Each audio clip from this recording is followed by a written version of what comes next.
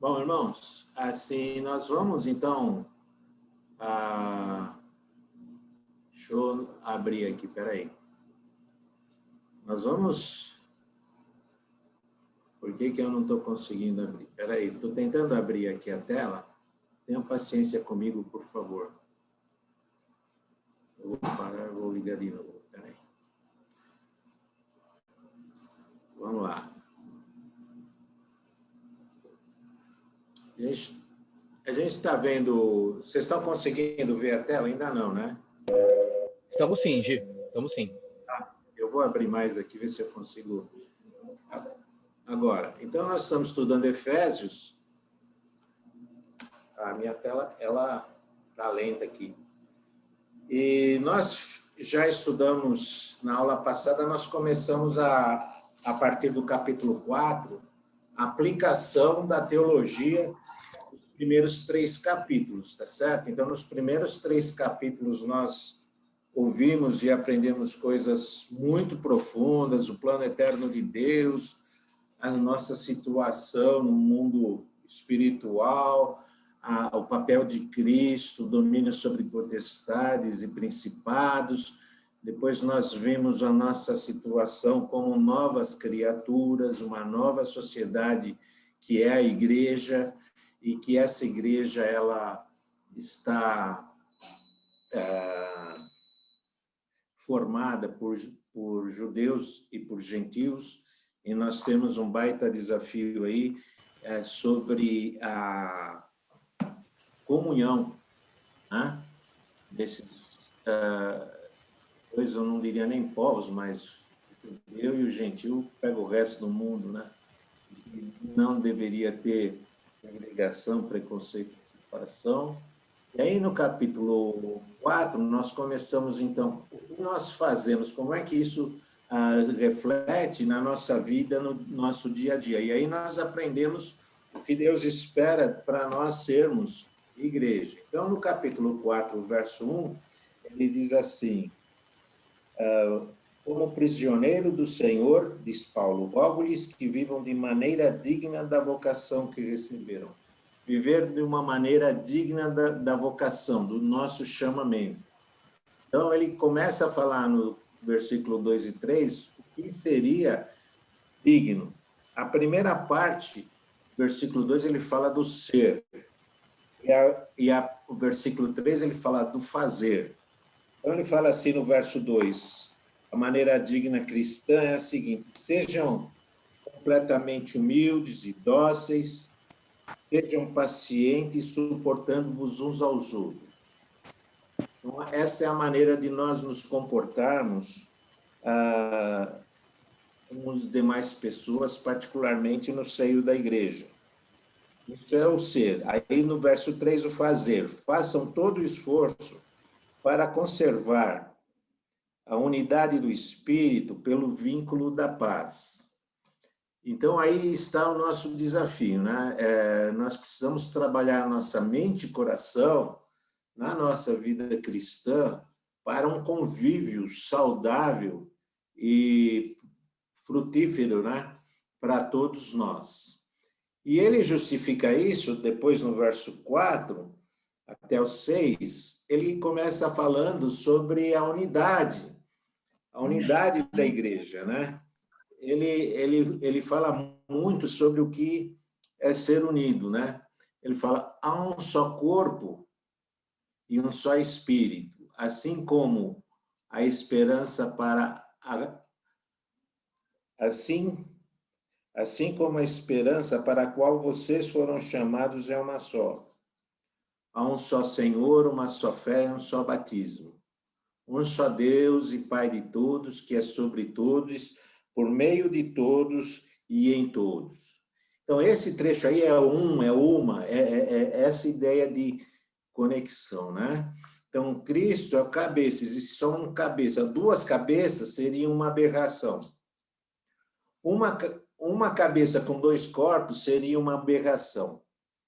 Então, existe essa força ele coloca todo esse peso da unidade que deve existir no seio da igreja.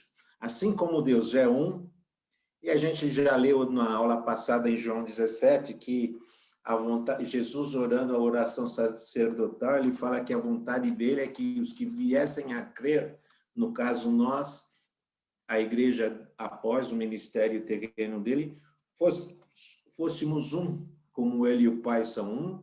Ele fala, eu em ti, tu em mim, eles em nós.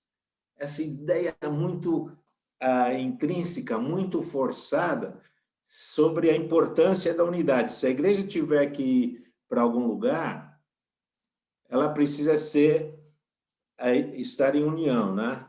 Então, não faz sentido a gente pensar em divisões, na multiplicação de igrejas. A igreja, a princípio, é uma só. E nós entendemos na palavra de Deus que existe a igreja que a gente chama invisível, que é a igreja espiritual, né? E existe a igreja local, né?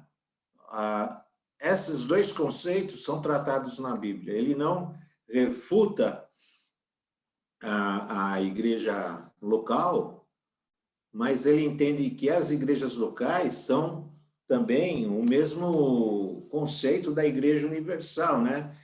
Da unidade que deve haver. Eu pus aí esse 2 Coríntios 5:4, acho que vocês já estão cansados de me ouvir ler este verso, que ele está num contexto de disciplina de um irmão lá na igreja de Coríntios, né? E ele fala assim para a igreja que está reunida, vai estar numa assembleia lá decidindo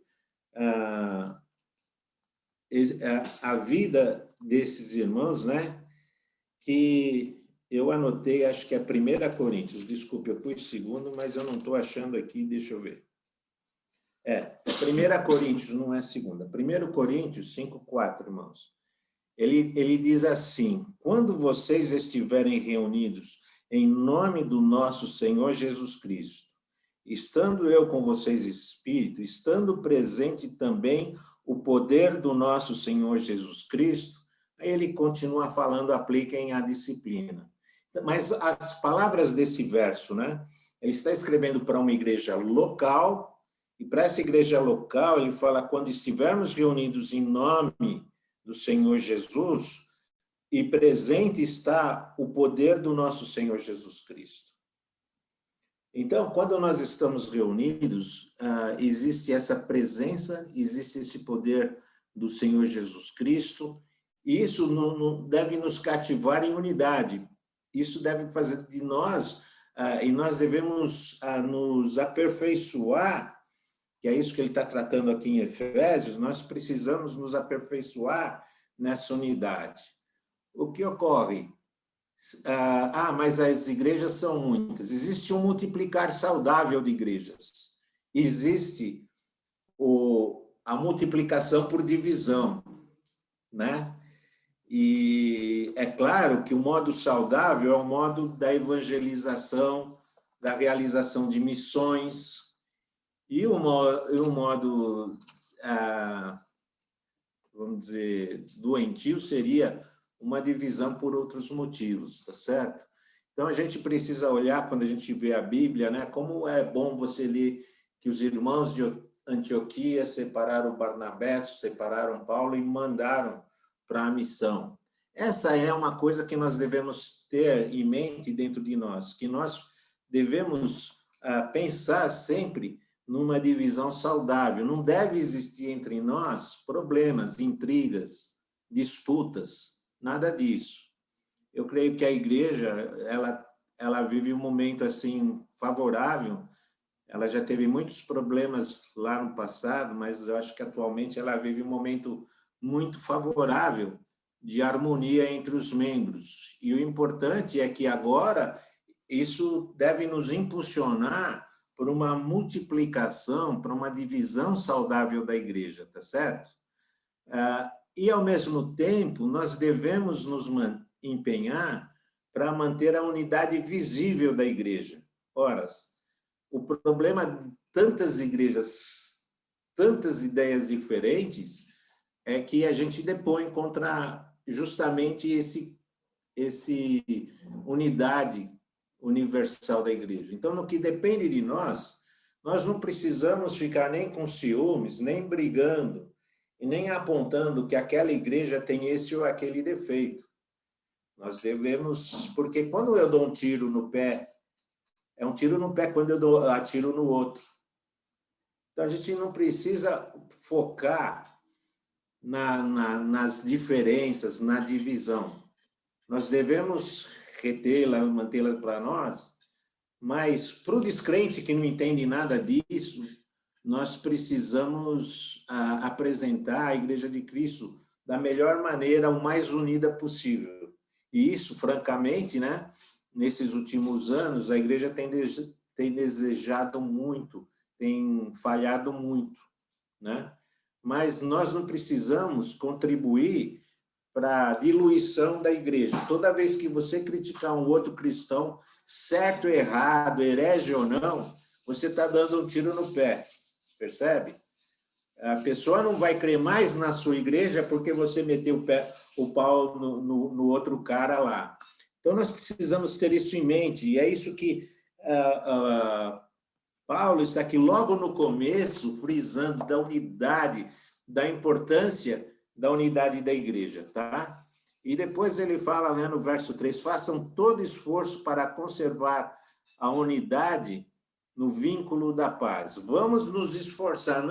A unidade, ela não nasce naturalmente. Eu tenho que abrir mão de algumas coisas para aturar vocês. Vocês têm algumas coisas que vocês têm que abrir mão para poder me suportar. E nós temos que nos esforçar para isso, para vivermos sabendo que o irmão tal tem uma diferença e eu posso ir conversar com ele com uma boa intenção, com uma boa atitude e me esclarecer e pedir para ele me esclarecer, mas eu não tenho que começar a criar divisões e disputas internas. E eu acho que esse é um desafio muito grande para nós, enquanto nós somos igreja. O fato é que existe na Bíblia a igreja universal e que é a ideal, a perfeita, que é a criação de Cristo, de Deus em Cristo, e existe a igreja local, onde, evidentemente, os defeitos e as limitações aparecem com mais frequências. Então, eu sei que no século passado, no século XX, né, houve alguns movimentos tentando arrebanhar grupos da igreja, e no meio do caminho o pessoal meio que desistiu. Se eu não estou enganado, no momento só existe a igreja luterana, tem uma comissão permanente com a igreja católica, tentando alinhar os pontos e ver algum tipo de convivência entre as duas linhas. Aí a gente fala, ups, nós estamos já partindo já estamos rachando as verdades universais. É verdade, nós não devemos romper com as verdades fundamentais que estão na palavra de Deus, tá certo? Jamais. E nós não podemos abrir mão das verdades fundamentais para buscar um convívio, tá certo? Só para lutar pela paz a qualquer custo. Não é isso que nós devemos fazer, tá certo? Mas nós também temos que pensar que o plano de Deus é que haja uma unidade. Então, nós devemos, dentro das possibilidades, sem abrir mão de vontades, de verdades fundamentais, a gente deve procurar ter uma atitude amistosa, uma atitude de convívio, tá certo? E para isso é preciso ter amor à verdade e ter amor à paz, né? E é muito importante. Não é uma questão de você unir uma denominação com outra, não é por aí, né? E Paulo não trata dessas estruturas eclesiásticas. Ele vai tratar do organismo. Quando ele fala aqui de unidade, nós vamos continuar lendo aqui, ele vai falar de dons, e como nós exercemos os dons, ele não vai estar falando de cargos ou de posições em estruturas. Então, a igreja é um organismo que, em algum momento, ele precisa se estruturar e vir uma denominação, alguma coisa assim, uma organização, para dar sustentação para aquele organismo. E se a gente focar só na organização e não no organismo, nós estamos abandonando a essência. O que Paulo está dizendo aqui de cara para nós, aqui nesse Efésios 4, é que nós temos que prezar pelo organismo. Ele está enfatizando aqui a vida, o relacionamento, o estilo de vida no organismo, igreja. Não está focando nessa, naquela estrutura religiosa, tá certo? Eu vou dar um break aqui.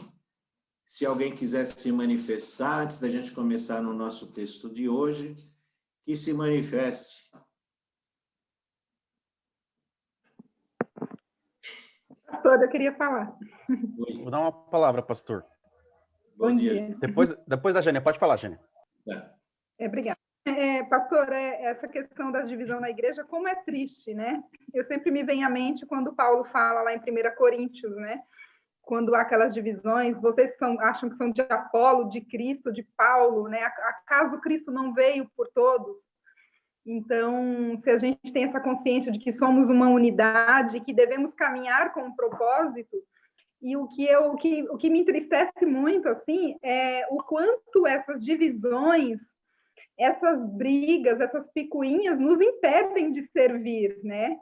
Isso é um atraso, enquanto a gente podia estar fazendo tanta coisa pelo reino, pela obra, cumprindo a missão que Deus quer, né?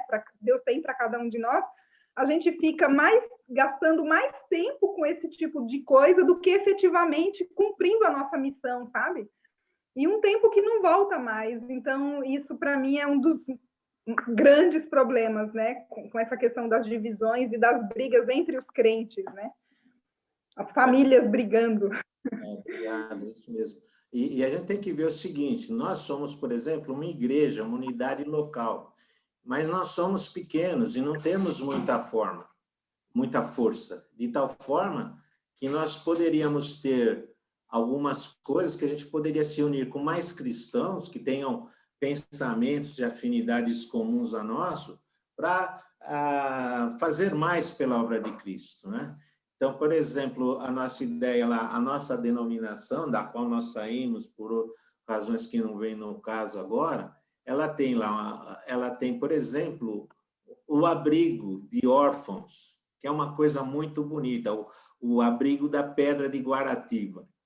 Mas nós, enquanto igreja local, a gente tenta fazer alguma coisa, mas nós não somos organizados, não temos força suficiente para realizar uma obra dessa. Mas se nós unirmos com outras igrejas, que acontece lá para tocar o abrigo, nós estamos fazendo uma obra maravilhosa. Uns anos atrás, aí na igreja, acho que nas infâncias, eu estou vendo o Genilson aí, a Neide, o Gersinho, esse pessoal assim mais ou menos da cidade, o Tony e tal. Eles eram adolescentes. Por exemplo, a gente fez uma campanha para coletar sabonete e pasta de dente para o abrigo. E a resposta foi maravilhosa, porque os adolescentes não se limitaram a falar com as pessoas da igreja. Eles falaram com os parentes, com o vizinho, com todo mundo. O negócio era juntar sabonete e pasta de dente. É uma coisa simples, singela, que um adolescente pode fazer, mas ele está aprendendo um pouco sobre isso, né? Então, a gente tem ter essa consciência que talvez tenha coisas que nós não podemos realizar se a gente ficar muito isolado em nós mesmos. Algumas coisas valeria a pena a gente se associar, tá bem? Flávio, abre o seu microfone e fale. Então, que é interessante, né? Agora, como você falou na última aula, a partir do capítulo 4, o Paulo vai dar exemplos mais práticos, né? Ele deu a teoria, vamos dizer assim, e agora ele vai começar a trabalhar bastante com a praticidade da coisa. E um dos grandes temas de Efésios é a unidade da igreja. Ali tinha uma divisão entre a igreja gentílica e a igreja dos judeus, se era diferente, se era igual. E aí Paulo está falando, é uma igreja. Não tem duas igrejas. Como você falou, não tem duas cabeças. Não tem dois batismos. Aí os irmãos vão pensando que nós hoje, de forma contemporânea, vamos criando dois batismos. Tem o batismo de fogo e o batismo ali das águas. E não é, e é exatamente o ensino contrário ao que Paulo está fazendo. Paulo já, desde o início, está tentando resolver esse problema, falando, olha, a igreja tem unidade. A igreja é uma só. Nós temos um Cristo, nós temos uma esperança, nós temos um batismo, uma fé. Então, eu acho que é muito interessante a gente pensar que ele tinha uns problemas, haviam problemas na época, que ele estava explicando e ensinando, e hoje a gente muda, passa séculos e a gente cria novos problemas, assim, em que pese haja um texto claro, explicando exatamente o que é a boa teologia, como é o plano de Deus para nós. Obrigado, é isso mesmo. Quando eu tive o meu ministério lá no Recife, eu me lembro de uma igreja que tinha lá, que ela tinha pensamento sectário. Então, o culto da ceia, ele era às quarta-feiras, somente para os membros, e só podia entrar no templo quem tivesse a carteirinha da igreja. Veja quão sectário você pode ser numa coisa tão básica, tão essencial. Então, nós não... Eu quero deixar claro o seguinte, eu não estou dizendo para nós relegarmos os fundamentos da fé e, por custo do fundamento da fé, a gente vai comprometer o fundamento da fé, os fundamentos na verdade bíblica, pela convivência. Mas nós temos que, dentro do nosso dia a dia, ter essa mentalidade de que a vontade de Deus é que nós sejamos uma unidade. E as nossas ações devem caminhar nessa direção, sendo que, em alguns momentos, não vai dar, paciência. O tempo vai curar muitas coisas, então a gente vai deixar isso pendente. Mas, no que for possível, nós devemos nos esforçar para buscar essa unidade, tá bem? Então, é em função disso agora que nós vamos passar para a parte seguinte, que ele vai começar a falar agora dos dons. Então, ele falou, vocês precisam ser assim, no verso 2, ele falou, vocês precisam se esforçar para manter a unidade no vínculo da paz, e agora ele vai trazer uma outra novidade ali, que são os dons espirituais. E ele começa falando isso de um texto que eu tive muita dificuldade de lidar com ele, e vou confessar para vocês que não estou satisfeito plenamente. Eu espero que eu não crie problema na fé de ninguém por causa dele, mas para mim é difícil falar sobre isso, né? Sobre os dons, eu fiz um relacionamento lá, uma relação dos dons. Não sei se você lembra, eu fiz uma citação aqui de Mateus, capítulo 25, é aquele parábola que Jesus contou dos talentos, né? Ele deu 5, deu 2 e deu 1. E o que deu 5 fez mais 5, o que deu 2 duplicou, e o que fez 1 escondeu e guardou, e ele adverte, ele exorta esse 1, né? E me parece assim que os dons, eles são de um critério do Senhor, ele que distribui de acordo com a vontade dele. E eu acho assim que, para mim, assim, tem aquele irmão que tem 5 dons, tá certo? É aquele cara que fala, nossa, eu queria ser esse, né? Ele é maravilhoso na vida da igreja. E às vezes eu falo, nossa, mas eu não tenho esses dons, o Senhor não me deu esses dons. Mas é interessante que todo mundo tem um dom. Então, esse trecho que eu vou ler, ele fala sobre isso, olha lá, no capítulo 4, no verso 7. E a cada um de nós foi concedido a graça, conforme a medida repartida por Cristo. A cada um. E a graça aqui, você está aqui no contexto, vai descobrir que tem a ver com os dons. Muito bem. Tem outros trechos. Ele aqui só vai falar especificamente de 5 dons. Ou seja, ele fez uma seleção para falar para a gente, porque ele está falando o foco dele é no ensino, na maneira de liderar, de conduzir a igreja, não como estrutura, mas como organismo. Então, ele pegou 5 dons que têm a ver, de alguma forma, com o ensino na igreja, mas não esgota os dons, né? Se você tem 2 trechos que você... 2 referências que é fácil de guardar na cabeça, que tem uma lista mais extensa, que é Romanos 12, 1 Coríntios 12. Como é 12 e 12, você só precisa lembrar que é Romanos e que é Coríntios. De cada um deles você tem uma lista. Nenhuma das 2 listas é padrão, elas diferem entre elas. O que dá a entender para nós que essas relações de dons que ele colocou na palavra de Deus, elas não se esgotam na lista que ele está dando, né? Então, se a gente pode pensar, por exemplo, que hoje em dia nós estamos precisando de dons aí com relação a essas novas mídias. Nós precisamos de gente que saiba entender disso, né? E para quem é como eu, analfabeto nessas coisas, a gente precisa da ajuda dos irmãos que fazem isso, entendeu? Então, mas a intenção aqui é que ele coloca isso. Essa é a medida repartida com Cristo. E quando você vai lá em Coríntios também, ele fala que ele deu os dons, deixa eu ver, ele distribui os dons de acordo também com a vontade de Cristo. Ele, na soberania, ele faz isso de acordo com a vontade dele. Nós não temos domínio sobre os nossos dons, são dons do Espírito em nós, é Deus, é Jesus querendo operar através de nós. Então, eu não devo ser prepotente com os dons, mas eu devo ser responsável com os dons que eu tenho. Eu não sou mais bacana do que o outro, porque eu tenho esse dom, não deixo de ter aquilo.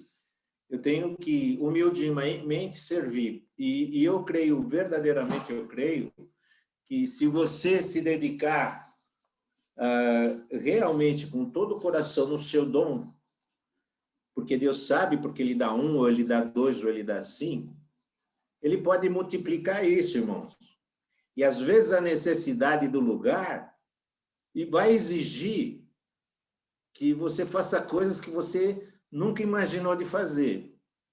Então, por exemplo, teve um tempo aí na minha vida, quando estava também lá no Recife, que eu fui tomar conta de uma congregaçãozinha bem pequenininha, é um ponto de pregação, tinha meia dúzia de pessoas.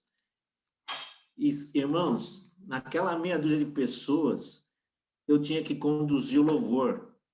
Você já pensou eu cantando para puxar uma congregação? Eu ficava assim abismado, né?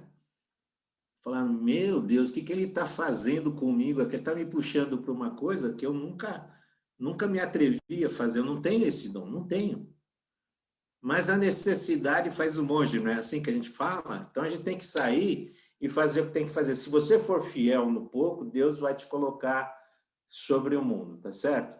E agora, vem esse trecho aqui, que eu acho extremamente difícil, que eu já falei para vocês, que eu não sei se eu vou conseguir explicar bem para vocês, mas eu vou tentar, com a melhor das boas intenções, vou pedir a sua complacência, para comigo, tá certo? Então, vamos ler aí Efésios 4, de 7 a 10. Ele diz assim, o apóstolo: e a cada um de nós foi concedido a graça conforme a medida repartida por Cristo. Por isso é que foi dito, quando ele subiu em triunfo às alturas, levou cativo muitos prisioneiros e deu dons aos homens. Aí ele abre um parênteses, ele vai explicar um pouco disso. O que significa ele subiu, senão também que ele descera das profundezas da terra? Aquele que desceu é o mesmo que subiu acima de todos os céus, a fim de encher todas as coisas. Esse é um trecho que, francamente, eu encontrei dificuldade. Eu vou dizer para você o seguinte, eu pesquisei esse negócio de subir nas alturas, levou cativo muitos prisioneiros e deu dons aos homens. Por que é difícil esse trecho? Esse trecho, ele começa, é uma citação do Salmo 68. Então, a gente precisa entender o Salmo 68 para a gente entender, eu posso imaginar que ele está falando que Cristo subiu às alturas e que ele levou cativos muitos prisioneiros. Mas Cristo subiu, eu não vi ele levar muitos prisioneiros. Vi? Não vi. Então, precisa entender o que ele está falando aqui. E ele deu dons aos homens, que ele está abrindo o assunto dos dons que ele vai listar a seguir. Ele está usando essa passagem do Salmo 68 para justamente falar, mas a gente não consegue encaixar direitinho esse verso dentro, a gente precisa entender o que ele está querendo dizer aqui. Então, se você for comigo lá no Salmo 68, e vamos tentar ver o que a gente consegue arrancar de lá. No Salmo 68, ele está narrando, esse é um salmo que eles liam no Pentecoste do judeu, né? na comemoração do Pentecoste do judeu. E o Pentecoste cristão aconteceu justamente nesse feriado judeu. Jesus esperou o Pentecoste judeu para fazer o Pentecoste cristão, que foi quando desceu o Espírito sobre a igreja. Tudo bem. Então, no Salmo 68, eles estão falando de uma situação mais ou menos assim, que era comum naquela época, que sempre quando havia uma guerra, e havia guerra sempre, havia o monarca, o rei vencedor, o conquistador, ele fazia um desfile. E nesse desfile, ele levava junto os vencidos, os derrotados, os dirigentes da nação vencida. E eles distribuíam também bens do espólio que eles carregaram. Eles foram, guerrearam, saquearam, e na volta eles voltam nesse séquito, nesse desfile triunfal, e junto com eles traziam os prisioneiros, e também dentro do espólio que eles traziam, eles, sei lá, jogavam moedas para a população, davam alguns bens que eles tinham arrancado dos caras no caminho do desfile, eles deixavam para as pessoas. Essa é a ideia que domina essas palavras do Salmo 16, está certo?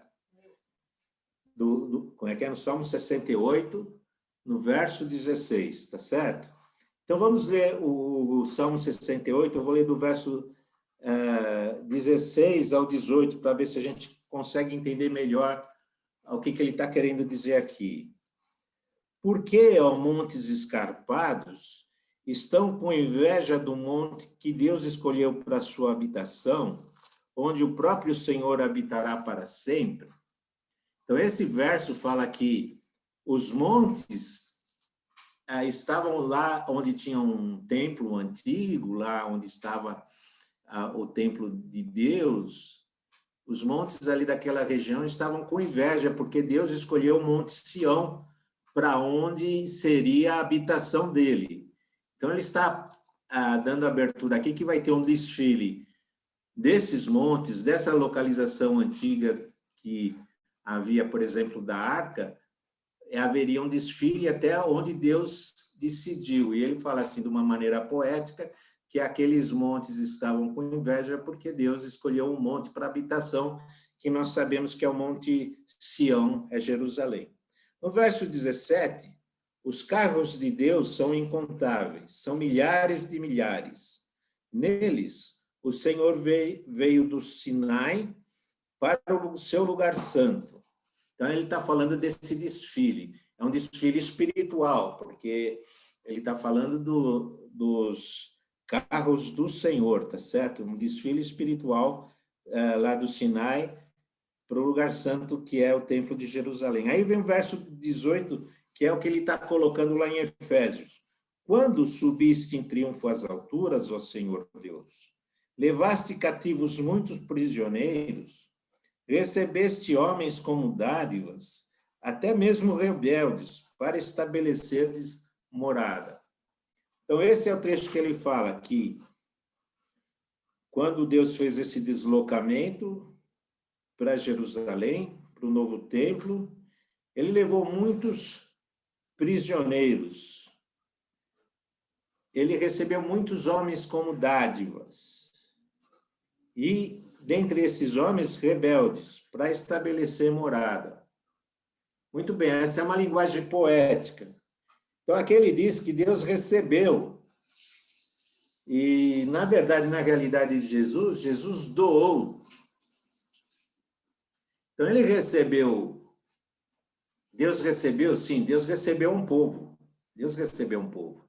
Dentro desse povo tinha gente rebelde? Sim, tinha gente rebelde. Não tinha só gente favorável a Deus, que seguiu e obedeceu a Deus. E diz que ele recebeu essas pessoas para estabelecer morada em Sião, em Jerusalém. Ok, esse é o trecho. Aí Paulo pega esse trecho e diz assim para nós, lá no capítulo 4 de Efésios, ele fala assim, no verso 8, quando ele subiu em triunfo às alturas, ele deve estar falando de Jesus, né? Quando ele subiu triunfo em alto, levou cativos muito prisioneiros. Aqui, para mim, é a dificuldade, porque nós não temos na descrição da ascensão de Jesus que naquele momento ele carregou consigo muitos prisioneiros. Mas pode ser que isso tenha acontecido, né? Eu acho que a gente vai achar uma referência disso aí. Lá, eu anotei aqui, em 1 Pedro. Vamos ler 1 Pedro 3,19. Talvez seja uma indicação aqui. 1 Pedro 3:19, ele fala assim no 3:19, ele está falando de Jesus, né, no verso 18, ele foi morto no corpo, mas vivificado pelo Espírito, no qual também foi e pregou aos espíritos em prisão, que há muito tempo desobedeceram, quando Deus esperava pacientemente nos dias de Noé, tarará, tarará. Aí no verso 22 ele fala assim, que isso, falando de Jesus, né? Que subiu aos céus, está à direita de Deus, e a ele estão sujeitos anjos, autoridades e poderes. Estão sujeitos anjos, autoridades e poderes. Esses autoridades e poderes são seres espirituais que, em algum momento, se rebelaram. E, justamente, a carta de Efésios, a carta de Colossenses, fala desses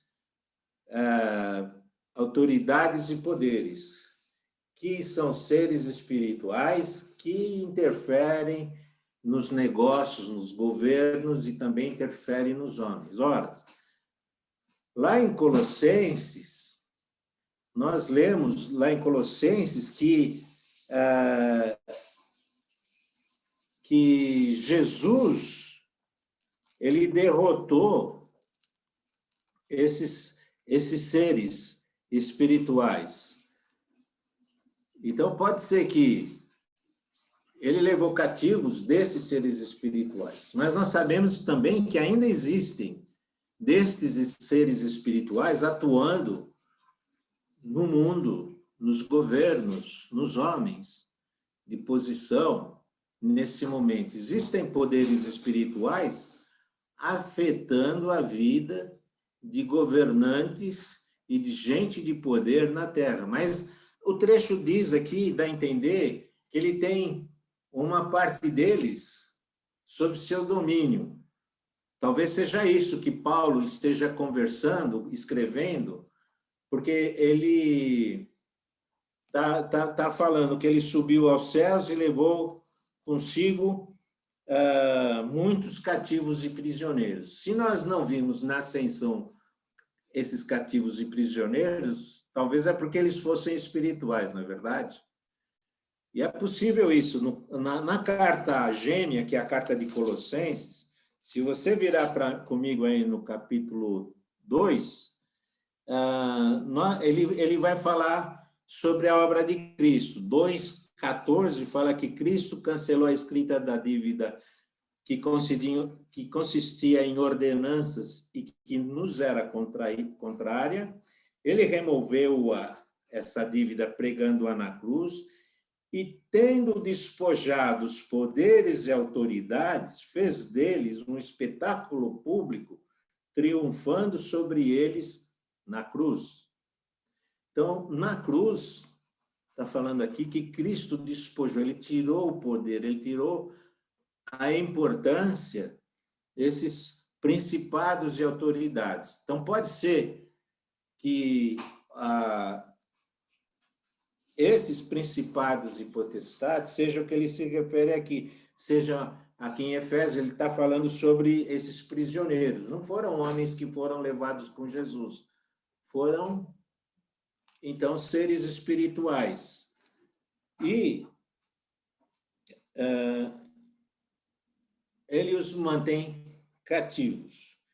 Mas ele diz ainda que ele subiu, triunfou nas alturas, levou cativos muitos prisioneiros e deu dons aos homens.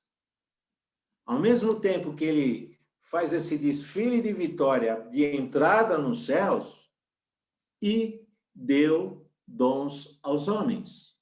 Ele distribuiu parte do espólio do que ele está levando para homens, os dons espirituais. É isso que eu entendo desse verso. Para mim é um verso difícil, eu pesquisei, li alguns comentaristas, e todo mundo que eu li não tem uma explicação para mim plenamente convincente. Então, eu espero que você conte com essa minha ajuda aqui, mas não se fie a ela. Se você quiser pesquisar, aqui é um assunto difícil. Você pode fazer mais pesquisa aí sobre o que é. Nós sabemos que ele triunfou nas alturas, nós vimos, né, os discípulos dele viram a ascensão, né? Não vimos ele levar cativos os prisioneiros, mas se eles fossem espirituais, nós não o veríamos.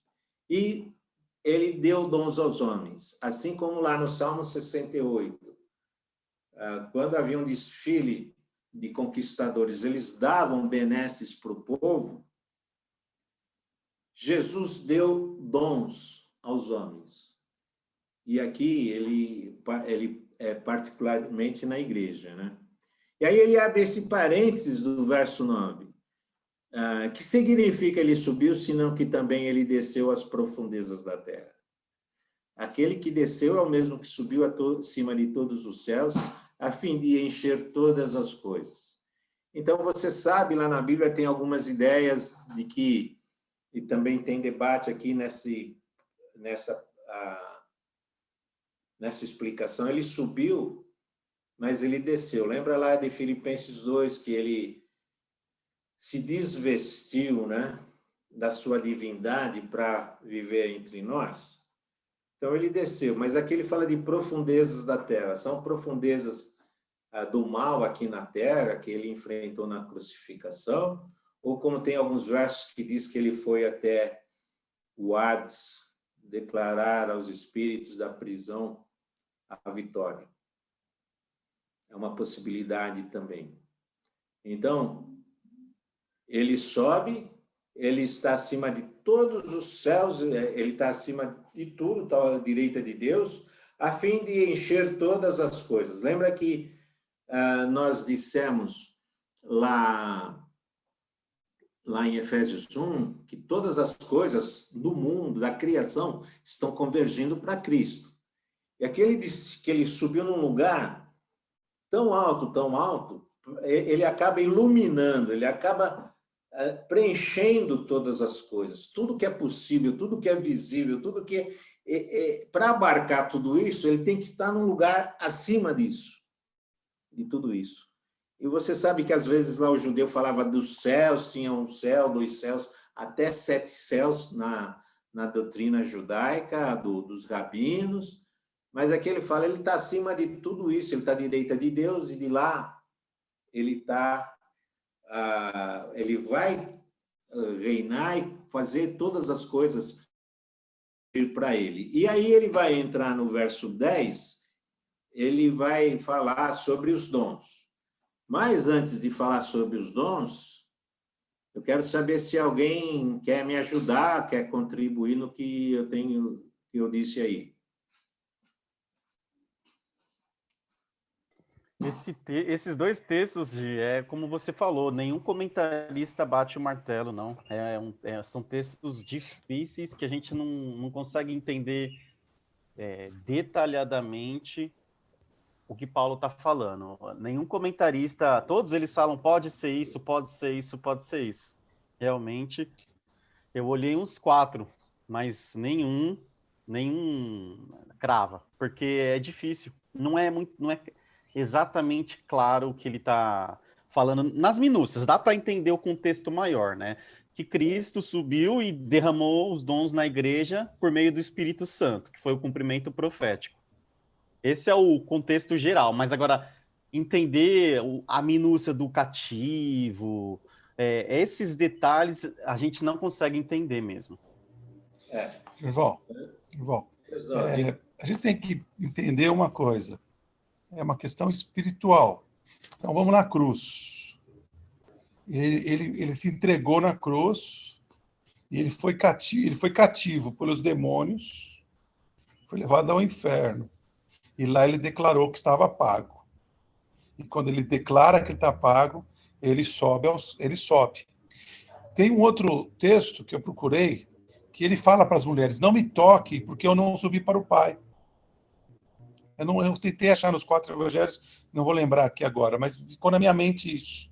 Ele fala para ela, acho que para Maria, não toque, porque eu não subi para o Pai ainda. Porque a gente pensa só que Jesus só subiu na ascensão dele. Eu acredito que quando ele vai à cruz, ele abre uma porta no mundo espiritual, que a gente, talvez, a gente que trabalha muito dessa questão... Eu tive muito tempo da minha teologia também isso. Eu era muito racional. Isso está na Bíblia, isso eu não creio. Mas a gente tem que entender que a gente está vivendo também uma questão espiritual. Jesus, quando ele pagou o preço, ele levou cativo todos os demônios. Então ele fala lá, que está depois debaixo dos seus pés. Ele se assentou no trono e pôs todos os seus cativos debaixo dos seus pés. O demônio, o principado, potestade, domínio. Então, eu acredito que esses prisioneiros que ele leva para o céu é essa questão. Ele traz cativo a ação dos demônios.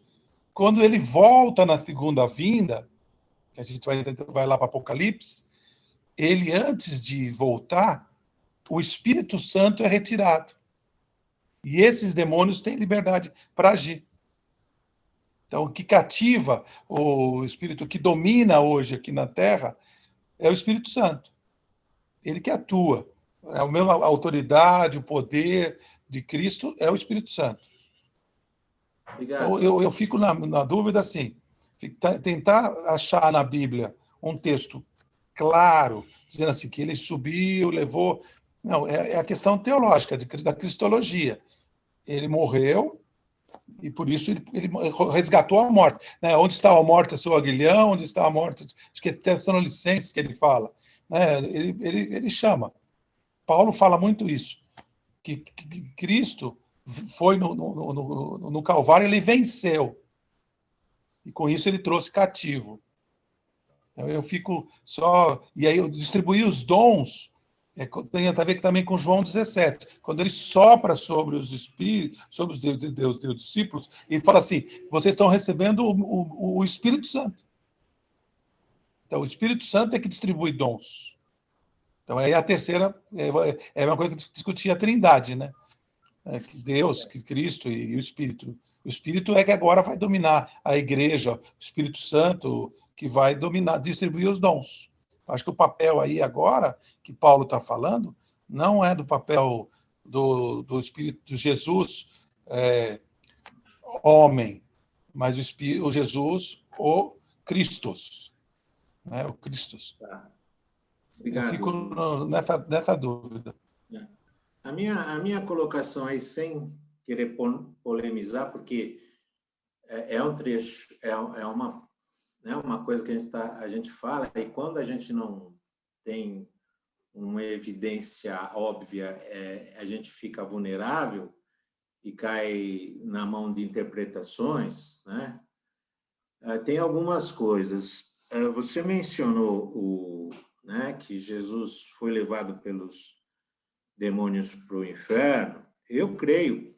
Aí você vê como a gente já diverge aqui. Eu, por exemplo, creio que quando Cristo fala na cruz, Pai, em tuas mãos eu entrego o meu espírito, significa que em nenhum momento ele foi punido por Deus. Ele, na cruz, eu entendo que Isaías 53, ele foi punido pelas nossas transgressões, ele foi moído, ele estava naquele momento na cruz sem o Espírito de Deus, porque ele clamou, Pai meu, por que me desamparaste? Então, ele está ali para receber a punição dos humanos como um humano, mas antes de morrer, ele entregou o Espírito ao Senhor. Então, eu não creio eu creio que essa ida dele ao inferno, no meu ponto de vista, é isso. Ele foi lá declarar a vitória dele, não foi lá nunca sujeito aos demônios. Essa é a minha opinião, mas não está escrito e não vale a pena. Não falei que ele foi. Eu declarei assim, ele foi ao inferno declarar, morte, onde está o teu aguilhão? Onde está? Então, tomou posse de tudo. É nesse sentido. Entendi. Então, tá bom. Assim, então nós temos Cristo no céu e assim, mas ao mesmo tempo os demônios, eles continuam atuantes. E essa para mim a dificuldade. Ele pode ter levado alguns principados e potestades, pode, mas não todos, porque basta você olhar para o mundo e a atuação no mundo de que tem muito mais coisa para acontecer no dia a dia da gente, né? Bom, mas então ele fez isso, ele subiu e a ideia geral, como o Flávio ressaltou aqui, a ideia geral é que ele vai colocar os dons. Ele subiu e ele generosamente distribuiu os dons, como ele já tinha dito no verso 7, conforme a medida repartida por Cristo. Os dons, o teu dom e o meu dom e o dom de cada um, é a repartição de Cristo, tá certo? E agora nós vamos fechar isso aqui. Eu estou em meio-dia e não vou poder fechar, mas eu quero ler com você só o Efésios 4:10, o Efésios 11, que é os dons que ele está falando. Ele só mencionou 5 dons aqui, ó. Ele designou alguns para apóstolos, outros para profetas, outros para evangelistas e outros para pastores e mestres, com o fim de preparar os santos para a obra do ministério, para que o corpo de Cristo seja edificado. Então, eu quero que você ore sobre isso, porque quando a gente fala de apóstolo, a gente fala de profeta, nós estamos falando pastores e mestres, nós estamos falando, de certa forma, da liderança da igreja. E aqui ele está falando de uma liderança orgânica, não de uma liderança estrutural. Ele não está falando, por exemplo, aqui de presbíteros e diáconos. A gente pode pensar que o presbítero e diácono está inserido na estrutura. A gente espera que eles tenham alguns desses dons. Mas Paulo, naquele momento, naquela situação, ele não está valorizando a estrutura organizacional da igreja. Ele está valorizando o organismo, a maneira que a igreja vai funcionar. E nós precisamos entender um pouquinho disso, porque isso é para o nosso crescimento. Então, alguns vão ter alguns dons para o nosso crescimento. Então, na aula passada, a gente vai conversar sobre isso também. Tá bom, irmãos? Ô, Gival. Na aula seguinte. Né? Isso. Gival, a Lari mandou aqui no chat que ela gostaria de fazer uma pergunta. Pode fazer, Lari.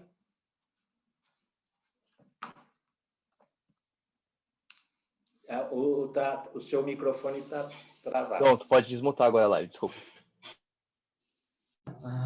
O Edu não queria que eu fizesse essa pergunta, entendi. Não fala assim. Então, Gival, você falou que você cuidou de uma igreja, né, com seis pessoas presentes, e você teve que ministrar o louvor. E até que você se deparou que falou, Deus não me deu esse dom. E eu sempre tive essa dúvida. A música, ela é um dom ou ela é um talento? Ou o dom da música seria algo que você transpassasse para as pessoas? Eu sempre tive essa dúvida, se música é dom ou é talento. Eu acho que alguns é dom e outros é talento. Eu acho que tem uns que são esforçados e tem uns que a coisa flui. Já é natural. Mas eu devo servir o Senhor com toda a minha vida. Se existe uma demanda que eu posso atender, eu não vou me furtar e falar, não, esse não é o meu dom, e vamos esperar aí, eu vou ver se acho alguém para te ministrar. Você sai na chuva é para se molhar, entendeu? Então, eu não quero saber se é dom ou se é talento. Agora, eu nunca vou ser, por melhor que eu seja exímio, ou seja o meu talento, eu nunca vou alcançar o dom. Mas Deus usa todo mundo, o tempo todo, a qualquer hora. Ele pode te dar o dom. Nós precisamos pensar nisso, que o dom não é vitalício também. O dom pode ser, ele te dá e tira. Ele pode te dar o dom para uma situação específica. E você vai e ministra, e depois você volta e fala, nossa, como é que foi aquilo? Então, a gente precisa pensar que se Deus está convocando a gente, a situação, e o Espírito Santo está dizendo para a gente não tem que ficar teorizando a respeito. Eu acho que a gente teoriza aqui na escola dominical, porque é o lugar de estudar, de esmiuçar, da gente entender bem cada coisa e tal. Mas eu acho que no mundo espiritual, essas coisas, elas são meio... Agora, por exemplo, eu sei que se eu for lá na igreja cantar, eu vou assustar um monte de gente e alguns nunca mais vão voltar. É importante eu ter autocrítica para saber que aquilo não é o meu lugar. Eu já cantei no coral da igreja. Tá certo que foi porque eles precisavam completar um número para ir fazer uma apresentação, mas eu cantei, eu fui lá, botei a toga, você entendeu? E ali no meio de todo mundo, eu me escondia, ninguém me via. Mas não me peça para fazer um solo. Eu sei que esse não é o meu dom. Mas eu sei que tem coisas que Deus deu para mim, e isso eu me esmero, eu faço disso a minha prioridade. Então, eu creio isso, que a gente vai se descobrindo, mas, eventualmente, outras situações, elas acontecem. Deus te coloca na frente um endemoniado, você vai ficar perguntando, eu vou fazer isso como dom ou como talento? O cara está ali na tua frente. Deus te colocou na situação. E se Deus te colocou na situação, Ele há de te equipar para aquela situação. Ele não vai te envergonhar. Então, eu acho isso. Nós temos que ser humildes, seja qual for o dom, como disse aqui, ele é da economia de Deus, Eu não acho que Deus fica pondo e tirando dom. Não acho. Mas eu acho que Deus pode iluminar os teus lábios para você dar uma mensagem numa determinada hora, sem você ser um pregador e nem sem ter feito um seminário, não é verdade? Então, assim, isso vai da economia de Deus. O Espírito Santo, ele sopra para onde ele quer. E nós precisamos estar atentos às ações do Espírito Santo. O Espírito Santo coloca você e fala assim, ó, vai falar com aquela pessoa. Mas como eu vou falar com aquela pessoa? Eu já contei, vocês estão cansados de me ouvir, vou repetir a história do pastor lá na Austrália, australiano. Ele contou para mim aqui, ele veio visitar a gente aqui no Brasil, lá no seminário, ele contou, olha, eu estava viajando com a minha esposa, indo na estrada, furou o pneu do meu carro, eu estava sem step e fiquei pedindo carona na estrada. Parou um cara com uma van, ele e a mulher, e eu sentei atrás. E o senhor disse para mim assim, pergunta para eles se eles estão com problema no casamento. O quê? Senhor, essas coisas a gente não fala, essas coisas a gente não diz. Mas o Espírito falou, pergunta para eles se eles estão com problema no casamento. Ele falou, aí eu fui, né? E perguntei, posso fazer uma pergunta? Pode.